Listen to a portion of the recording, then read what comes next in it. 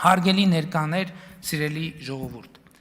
Առիթ ունեցել եմ ասելու, որ հայաստանյան ապրանքների արտահանման նկատմամբ Ռուսաստանի Դաշնության կողմից կիրառվող սահմանափակումները հակասում են Եվրասիական տնտեսական միության կարգավորումներին։ Դա ըստ էության ճգնաժամ է ԵԱՏՄ-ի համար, որի շուրջ քննարկումները մենք արդեն սկսել ենք կազմակերպության ներսում։ Ուշադրության արժանի է ԵԱՏՄ անդամ 4 երկրների ղեկավարների սույն թվականի մայիսի 29-ի համատեղ հայտարարությունը, որտեղ նրանք ասում են, մեջբերում եմ. կիսում ենք Հայաստանի Հանրապետությունում հնարավոր կարճ ժամկետներում Եվրոպական միությանը անդամագրվելու կամ Եվրոպական տնտեսական միության կազմում մնալու վերաբերյալ համաժողովրդական հանրաքվե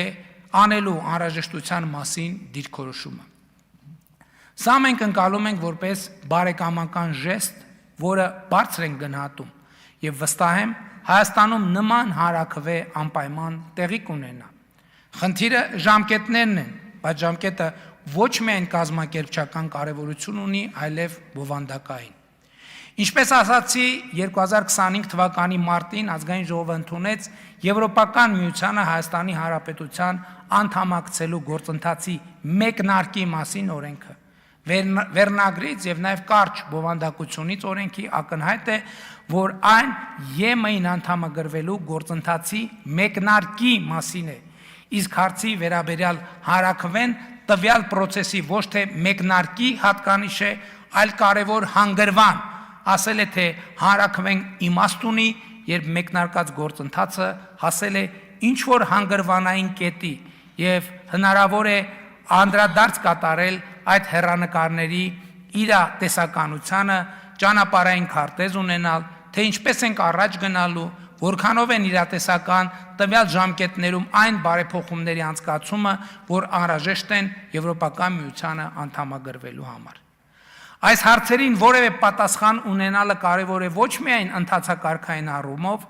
այլև հանրաքվեի ընթացքում ժողովրդի կողմից ուղղվող հարցերի գոնե մոտավոր պատասխան ունենալու համար։ Իսկ այս հարցերի պատասխանների շուրջ աշխատելու համար Հայաստանը նախ պետք է անդամագրվելու պաշտոնական դիմում ներկայացնի Եվրոպական միությանը։ Սա նույնպես ծավալուն աշխատանք պահանջող գործընթաց է եւ առաջիկայում մենք թերևս կսկսենք այս գործընթացը առավել եւս ԵԱՏՄ մեր գործընկերների հորդորներին ականջալուր լինելով։ Կա նաեւ տնտեսական կոմպոնենտը։ Հայաստանի Եվրոպական միության շուկային հասանելիություն ստանալու առաջին քայլերն են արվում եւ սրա հնարավոր էֆեկտները տեսնելու եւ հասկանալու ժամանակ էլ պետք է ունենա մեր ժողովուրդը։ Իմ ընկալումը այն է, որ մենք հանրաքվե կանցկացնենք անդամագրվելու հարցով պաշտոնապես Եվրոպական միությանը դիմելուց, համապատասխան արձագանք ստանալուց եւ գործընթացի վերաբերյալ ճանապարհային քարտեզ ունենալուց հետո։ Բայց նաեւ այս առիթով եմ ուզում պարզաբանել, թե մենք ինչու ենք որդեգրել հավասարակշռված եւ հավասարակշռման արտաքին քաղաքականություն եւ ինչու ենք խոսում Եվրոպական միության անդամագրվելու օրակարգի մասին, եթե շատ հարցերի պատասխաններ այսօր չունենք։ Մի բարձ պատճառով այն իրավիճակը, երբ Հայաստանի Հանրապետությունը գնալու տեղ չունի, այլ ընտրանք չունի, սպառնալիք է մեր պետականությանը, անկախությանը եւ ինքնիշխանությանը։ Մենք ձևավորում ենք եւ ձևավորելու ենք այլ ընտրանքներ Հայաստանի Հանրապետության եւ նրա ժողովրդի համար։ Այլ ընտրանքներ ունենալը պետական անվտանգության հարց է մեզ համար, որովհետեւ այլ ընտրանք չունենալը նշանակում է որևէ մեկին հնարավորություն տալ մեզ պարտադրել ցանկացած բան։ Այս ընթացքում մենք ստեղծել ենք բազմաթիվ այլընտրանքներ, օրինակ սպառազինության եւ տեխնիկայի ձեռքբերման հարցում։ Եթե մենք շարունակեինք մնալ առանց այլընտրանքների, մեր բանակը չէր ունենա այն սպառազինությունը եւ տեխնիկան, որը այսօր ունի։ Եվ ընդհակառակը մենք հիմա կրում ենք այն բանի հետևանքը, որ Հայաստանում արտադրված վարդի արտահանման այլընտրանք չէր ձևավորվել։ Եթե ձևավորված լինել, մենք մեզ երաշխավորեինք ընթացիկ խնդրից, այնպես ինչպես երաշխավորել էինք բենզինի խնդրից։ Եվ էլի ասում եմ, Բացարձակապես համաձայն չեմ այն գնահատականի հետ, թե արտահանման ոլորտում առաջացած խնդիրը ճգնաժամ է։ Դա ճգնաժամ է Եվրասիական տնտեսական միության համար, իսկ Հայաստանի Հանրապետության համար դա հնարավորություն է, որովհետև մենք պետք է հասկանանք, որ ինչպես աշխարհում կան բազմաթիվ զենք վաճառողներ, մանավանդ երբ դու որդեգրում ես այդ զենքը միայն պաշտպանական նպատակներով կիրառելու եւ քո երկրի միջազգայինորեն ճանաչված տարածքից դուրս դրանք չի կիրառելու ռազմավարություն, ինչը մենք արել ենք հրապարակային կերպով, այնպես էլ աշխարհում կան բազմաթիվ վարդ գնողներ եւ վարդը այդ բազմաթիվ գնողներին հասնելու համար մի բան է հարկավոր՝ աշխատանք, գրագետ, հետևողական, համբերատար աշխատանք, ինչը եւ մենք մեր հարգելի տնտեսվարողների հետ անպայման կանենք եւ անում ենք։ Իդեպ կառավարությունը այս աշխատանքը վաղուց է սկսել, բայց զենքի թեմայով կառավարությունը որոշելու մենաշնոր ունի, որտեղ ձեռք բերի, ինչ եւ այլը։ Մյուս ոլորտներում այդպես չի։ Եվ հաջողություն այդտեղ շատ դեպքերում չենք ունեցել, որովհետև մեր հարգելի տնտեսվարողներին օբյեկտիվ եւ սուբյեկտիվ պատճառով շատ դժվար է դուրս բերել, այսպես ասած, կոմֆորտ զոնայից։ Բայց մենք միշտ այդ ազդակը տվել ենք, որ տեսեք շատ ապրանքներ կան, որ դուք արտահանում եք մեր ինքնիշխանության հաշվին եւ գալու է պահը, երբ որ մենք հարց է ձևակերպվելու, ինչն ենք մենք ընտրում։ Մենք այս ուղերձը միշտ տվել ենք, որ մենք ընտրելու ենք ինքնիշխանությունը, ուրիշ տարբերակ պարզապես չկա։ Բայց հիմա ադապտացիայի շատ կարևոր պրոցեսներ են տեղի ունենում մեր տնտեսության հետ, որը 2018 թվականի հեղափոխությունից հետո դիմակայունության բարձր հատկանիշներ է ուսույց դնում եւ այդ հատկանիշը զարգացնելը առավել քան կարևոր է։ Մեր տնտեսության մասին է խոսքը եւ հույս ունեմ մեր տնտեսության դիմակայունությունը եւ ակտիվությունը բոլորիդ տեսանելի է եւ իհարկե առաջիկայում մենք այդ միտումները համոզված եմ ավելի շեշտված կտեսնենք։ Ուզում եմ նաև շատ հստակ հայտարարել, որ Հայաստանը որդեգրում է էներգետիկ անկախություն ունենալու ռազմավարություն։ Սխալ չլսեցիք, էներգետիկ անկախություն ունենալու ռազմավարություն, եւ սա առավել քան իրատեսական է։ Բոլորովին վերջերս էլ դարձել իրատեսական պայմանավորված վերականգնվող մասնավորապես արևային էներգետիկայի զարգացման հանգամանքով։ Հայաստանի Հանրապետությունը արևային հսկայական ռեսուրս ունի եւ մենք այդ ռեսուրսը զարգացրել ենք։ 2018 թվականի թվերին խնդրում եմ ուշադրություն դարձրեք։ 16 մեգավատի դիմաց այսօր մենք ունենք 1213 մեգավատ, 16 եւ 1213 մեգավատ արևային էլեկտրակայաններ եւ հիմա այս գործընթացի հետագա զարգացումը ապահովելու համար մեկնարկելու ենք էլեկտրաէներգիայի կուտակիչների հիմնադրումը Հայաստանի Հանրապետությունում, որպեսզի դրանք հավաքելով ցերեկ արտադրված արևային էներգիան գիշերը մատակարարեն մեզ անհրաժեշտ էլեկտրական հոսանք։ Իհարկե այս process-ը ժամանակ կտանի եւ պլանավորում ենք մինչեւ 2031 թվականը առնվազն 800 մեգավատ կուտակիչ կայան ունենալ, որը շուրջ 2 անգամ գերազանցում է գործող ատոմային էլեկտրակայանի դրվածքային հզորությունը։ Առաջիկա 1 տարվա ընթացքում մենք պետք է վերջնականապես կողմնորոշվենք, թե ում հետ եւ ինչ ատոմային կայան ենք կառուցելու, որովհետև ինչպես գիտեք 2036 թվականին գործող ատոմակայանի ռեսուրսը սպառվում է եւ իդեպ ատոմակայանի փակումը որպես դե յուրե պարտավորություն Հայաստանը ստանձնել է հեղափոխությունից առաջ նախորդ իշխանության օրոք 2017 թվականին։ Չնայած պիտի ասեմ, որ զարգացող տեխնոլոգիաները հնարավոր է թույլ տան 2036-ից հետո եւս մեկ անգամ երկարացնել հայեկի շահագործման ժամկետը եւ մենք այս մասին քննարկումներ ենք վարում արդեն բավական ժամանակ հնարավոր գործընկերների հետ։ Նման որոշում իհարկե կկայացվի միայն միջազգային իրավասու կառույցների հետ սերտ գործակցությամբ եւ համաձայնությամբ։ Բայց հարկ համարեցի բարձրաձայնել, որ մենք այս թեմայի շուրջ արդեն բավականի երկար ժամանակ աշխատում ենք։ Էներգետիկան այն ոլորտն է, որտեղ զարգացումները առավել քան դինամիկ են եւ մենք պետք է ուսումնասիրենք մեր երկրում էլեկտրական էներգիա արտադրելու բոլոր հնարավորությունները, գեոթերմալ տեխնոլոգիաներից սկսած, կանաչ ջրածնով ավարտած եւ իդեպ ջրածնի արտադրությունը շատ երկրներում հիմա արդեն փորձարկվում եւ կիրառվում է որպես բնական գազի այլընտրանք, որովհետեւ բնական գազի համաշխարհային պաշարները ապագա որևէ մի կետում սպառվելու են։ Ազգային ժողովի մեծարգո նախագահի հարգելի տեղակալներ, հարգելի պատգամավորներ, կառավարության հարգելի անդամներ, սիրելի ժողովուրդ։ Ներկայացվող ծրագրում մենք առանձնացրել ենք կառավարության 2026-2031 թվականների գործունեության ակնկալվող ուղենշային արդյունքներ։ Դրանք հետևյալն են. Հայաստանի Հանրապետության եւ Ադրբեջանի Հանրապետության միջև հաստատված խաղաղության ամրապնդում եւ հետագա ինստիտուցիոնալացում, Հայաստանի շուրջ անվտանգային բարենպաստ միջավայրի պահպանում եւ հետագա զարգացում, տարածաշրջանի երկրների հետ հարաբերությունների կարգավորման եւ կամ զարգացման, ինչպես նաեւ տարածաշրջանից դուրս գոյություն ունեցող գործընկերությունների խորացման ճանապարհով։ Հաջորդը Հայաստանի Հանրապետության ապաշրջափակում խաղաղության խաչմերուկ ծրագրի թրիփ նախագծի հիման վրա։ Հաջորդը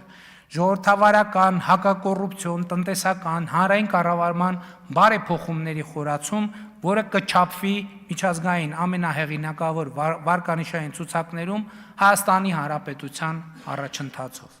Հաջորդը ամբողջ բնակչության ներառում առողջության ապահովագրության համակարգում։ Հաջորդը Հայաստանի Հանրապետության քաղաքացիների համար ԵՄ մուտքի վիզաների ազատականացում։ Հաջորդը տարեկան միջինում 6% տնտեսական աճ։ Հաջորդը 125,000 նոր աշխատատեղերի ստեղծում։ Իդեպ 2018 թվականից մենք արդեն ավելի քան 300,000 աշխատատեղ ենք ստեղծել։ Հաջորդը կորպորատիվ պարտատոմսերի շուկայի ծավալի ավելացում առնվազն 3 անգամ։ Հաջորդը հայաստանյան ծագման ապրանքների արտահանման ծավալի առնվազն կրկնապատկում։ Հաջորդը արդյունաբերական արտադրանքի թողարկման ծավալների 50% աճ ընթացիկ գներով 2025 թվականի 3.3 տրիլիոն դրամից հասնելով մինչև 5 տրիլիոն դրամի։ Հաջորդը գյուղատնտեսության համախառն արտադրանքի արժեքի ավելացում առնվազն 50%-ով հացահատիկի արտադրության կրկնապատկում։ Հաջորդը 10 ջրամբարի կառուցման մեկնարկ 2033 թվականին ավարտելու նպատակադրումով 350 կիլոմետր ջրանցքների եւ խողովակաշարերի կառուցում եւ վերակառուցում, ոռոգման ապահովում 10,000 հեկտար նոր հողերի համար, 24-ժամյա ջրամատակարարում առնվազն Երևանում, Գյումրիում, Վանաձորում։ Հաջորդը 300 դպրոցի, նոր 300 դպրոցի, 30 քոլեջի, 100 արտադպրոցական հաստատության, 100 մանկապարտեզի, 100 կոմբինացված խաղահրապարակի, ներառյալ համայնքային լողավազանները կառուցում, վերակառուցում, հիմնանորոգում եւ ամբողջական գույքով հագեցում, գործարկում։ Հաջորդը 2500 կիլոմետր ավտոճանապարհի եւ 40 կամուրջի կառուցում եւ կամ նորոգում։ Հաջորդը ակադեմիական քաղաքի տեխնոլոգիական կլաստերի, ինչպես նաեւ 3600 ուսանողի համար նախատեսված կացարանների կառուցում։ Հաջորդը առաջատար դասի արհեստական բանականության հաշվարկային առնվազն 100,000 GPU-ի համարժեքի կամ 1 միլիոն բնակչի հաշվով առնվազն 35,000 GPU-ի համարժեքի ձևավորում, այդ հզորությունների առնվազն 10%-ի համարժեք հաշվարկային ռեսուրսի հասանելիության ապահովում Հայաստանի Հանրապետության գիտահետազոտական, կրթական, ստարտափային, արդյունաբերական եւ հանրային հատվածների համար։ Հաջորդը Հայաստանի ազգային տիեզերական կարողությունների զարգացում, երկրի դիտարկման առնվազն 2 եւ հեռահաղորդակցման 1 արբանյակի ձեռքբերման եւ շահագործման, ազգային վերգետնյա ենթակառուցվածքի զարգացման, արբանյակների կառավարման եւ տվյալների մշակման, ազգային կարողությունների ձևավորման, ինչպես նաեւ պետական, գիտական եւ մասնավոր հատվածների համար արբանյակային տվյալների ու կապի ծառայությունների հասանելիության ապահովման միջոցով։ Հաջորդը 1000 մեգավատ ֆոտովոլտային եւ 800 մեգավատ կուտակիչ էլեկտրակայանների գործարկում։ Հաջորդը աղքատության կրճատում 5%-ային կետով։ Հաջորդը պետական եւ համայնքային հիմնական ծառայությունների թվայնացում։ Հաջորդը ապօրինի, այդ թվում կոռուպցիոն եղանակով ստացված ակտիվների վերադարձի գործընթացի շարունակականություն, որը ներառելու է ապօրինի սեփականաշնորհված եւ վարձակալության վերցրած անտառների, լողափերի, զբոսայգիների ու պուրակների, ինչպես նաև կրթական հաստատությունների եւ այլ հանրային տարածքների վերադարձ համայնքներին ու պետությանը, վերականգնված միջոցների միասնական հաշվի համարի շարունակական համալրում, ապօրինի ծագում ունեցող անշարժ ու շարժական գույքերի վերադարձ հանրությանը շուրջ $2 միլիարդ համարժեք ծավալով։ Հարգելի ներկաներ, սիրելի ժողովուրդ, կառավարության ներկայացվող ծրագրի ամենակարևոր ուղերձը սակայն հետևյալն է։ Կառավարությունը կրթությունը հայտարարել եւ ընկալում է որպես ռազմավարությունների ռազմավարություն։ Պետության, Հայաստանի Հանրապետության դերի եւ հարատեվության այն նոր ընկալումը, որի մասին խոսեցի այս ելույթում, ենթադրում է այդ խնդրի տեսական եւ գործնական շերտերի, ինչպես նաև աշխարհում եւ տարածաշրջանում տեղի ունեցող վերափոխումների շարունակական եւ զարգացող իմացություն։ Այս իմացությունը պետք է միևնույն ժամանակ տիրապետեն հանրությունը, այս իմացությանը պետք է միևնույն ժամանակ տիրապետեն հանրությունը, պետական ինստիտուտները, համայնքները, մասնագիտական եւ հասարակական խմբերը, անհատները ձևավորելով պետականակենտրոն սոցիալ հոգեբանություն։ Կրթությունը մեր պետության զարգացման ու հարատևության խնդիրը ոչ միայն լուծելու, այլև դա հասկանալու միակ հուսալի ճանապարհն է։ Սա վերաբերվում է թե անհատական, թե խմբային, թե հանրային, թե պետական մակարդակին, թե ներքին եւ թե արտաքին հարթությանը։ Հետևաբար կրթությունը պետության զարգացման եւ վերելքի նոր որակի պետություն ունենալու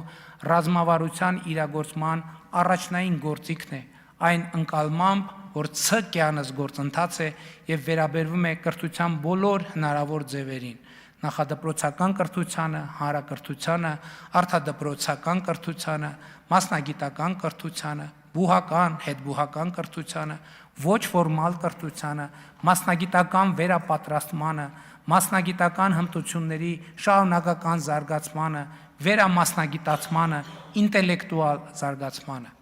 Կրթության համակարգը ուսումնառուին պետք է ուսուցանի բարեկեցիկ եւ լիարժեք կյանքի երջանկության համար անհրաժեշտ հմտություններ։ Մենք պետք է արձանագրենք, որ բարեկեցության ձևավորման առանցքային մոդելը Հայաստանի Հանրապետությունում հետևյալն է. կրթություն, աշխատանք, մասնագիտական կարողությունների զարգացում, առողջ ապրելակերպ, աշխատանքային վաստակ։ Եվ կրթական համակարգը պետք է կարողանա մարդուն օժտել բարեկեցության այս բանաձևը իր կյանքում կիրառելու համար անհրաժեշտ հմտություններ։ Կրթությունը նաև սոցիալական երևույթ է եւ բացի կրթության ֆորմալ եւ ոչ ֆորմալ ինստիտուտներից, որպես պետության վերելքի եւ կրթական միջավայրի զարգացման գործոն, էական է հանրության սոցիալական կապերի ամրապնդումը, այդ թվում սոցիալական, անմիջական եւ ոչ թե համացանցային շփման հարթակների զարգացմամբ։ Կրթականին զուգահեռ նաև մշակութային, հոգևոր կյանքի, ինչպես նաև սոցիալական շփման մյուս հնարավոր հարթակների, ընթերցանության եւ այլ ակումբներ, երիտասարդական կենտրոններ, ահա այս ամենի զարգացումն ու քաջալերումը լինելու են կառավարության ուշադրության կենտրոնում։ Այս համատեքստում առանձնահատուկ կարևոր է մշտական ու շարունակական անդրադարձ ունենալ հետևյալ հարցերին. Ինչ է պետությունը, որն է նրա առանձնահատկությունն ու նշանակությունը արտաքին եւ ներքին հարաբերություններում, ինչ է նշանակում լինել պետություն, լինել պաշտոնյա, պետական կամ համայնքային ծառայող եւ կամ լինել քաղաքացի, ինչպիսին են նրանց հարաբերությունները եւ ինչպիսին պետք է լինեն, ինչ առանձնահատկություններ եւ ինչպիսի ռիսկեր ունեն այդ հարաբերությունները։ Սա առանձնահատուկ կրթական թեմա է, որը կենսական նշանակություն ունի պետության զարգացման եւ հարատեվության համար, եւ այս ուղղությունը պետք է ներկա լինի կրթության բոլոր մակարդակներում, հանրային կյանքի բոլոր ոլորտներում, քաղաքական ու հանրային քննարկումներում։ Ի վերջո, քաղաքացին պետք է սիրի իր պետությունը, վստահի նրան, պետությունը պետք է սիրի իր քաղաքացուն եւ սիրելի լինի նրա համար։ Սա է պետական պաշտոնյայի գործունեության խորքային նպատակը։ Միևնույն ժամանակ պետք է գիտակցել, որ քաղաքացու իրավունքների եւ պարտականությունների համակարգերը որակական փոխկապակցվածության մեջ են։ Որքան բարձր է պարտականությունների կատարման որակը, այնքան ուժեղ է իրավունքների պաշտպանության համակարգը։ Միևնույն ժամանակ պետության պոզիտիվ պարտականությունն է ապահովել իրավունքի գերակայությունը եւ օրենքի առաջ բոլորի հավասարությունը։ Ազգային ժողովի մեծարգո նախագահի հարգելի տեղակալներ, հարգելի պատգամավորներ, կառավարության հարգելի անդամներ, սիրելի ժողովուրդ։ Ներկայացվող ծրագրի հիման վրա ես աշխատեցի հնարավորինս կարճ ելույթ ունենալ, ծրագիրը բազմաշերտ է, հարցուպատասխանի փուլում համոզված եմ մնացած շերտերին էլ կանդրադառնանք, սոցիալական, տնտեսական, քաղաքական, եւ ներկայացվող ծրագրի հիման վրա կառավարությունը ընդունելու է իր գործունեության հնգամյա միջոցառումների ծրագիրը եւ իրագործելու է այն։ Ծրագրի իրականացման արդյունքում ակնկալվում է ունենալ նոր որակի պետություն եւ ապահովել պետության վերելքը։ Հայաստանի Հանրապետությունը այսպիսով թևակողում է իր պատմության այն փուլը, որը անվանում ենք 4-րդ հանրապետություն։ Փառք նահատակներին եւ կեցցե Հայաստանի 4-րդ հանրապետությունը։ Շնորհակալ